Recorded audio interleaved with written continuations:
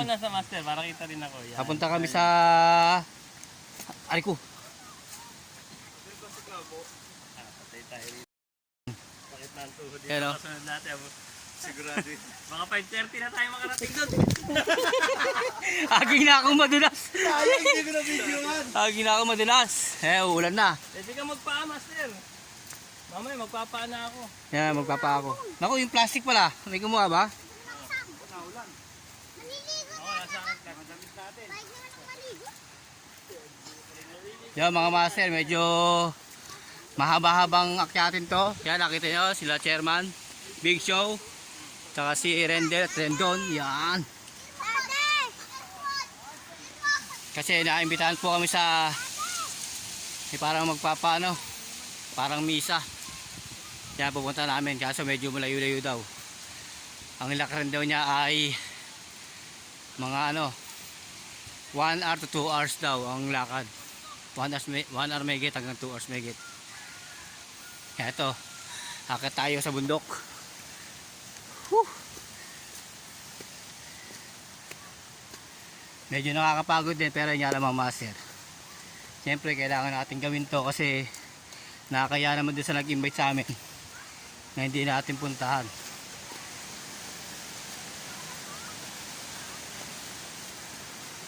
Kasi medyo masakit pa yung tuhod ko kasi galing kami ng basketball.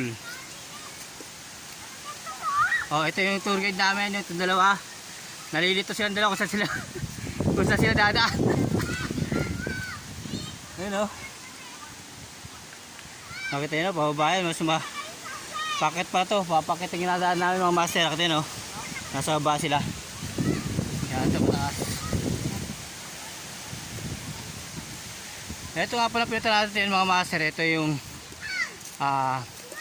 para sa pala Virgin Island. Kasi wala pa rito mga sakyan, walang polusyon. Yan. Medyo nakakapagod nga lang kasi puro pakyat.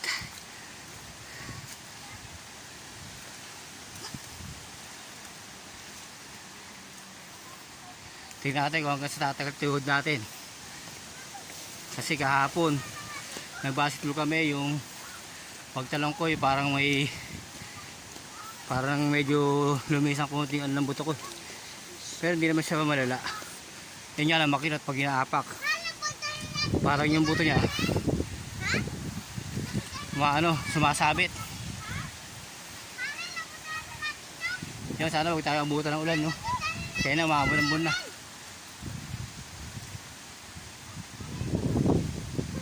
Yan mga master, hamayan lang ulit. Pagka dito na kami. Hanggang dito lang muna. Ay. Grabe kung ano kakakyatin, no?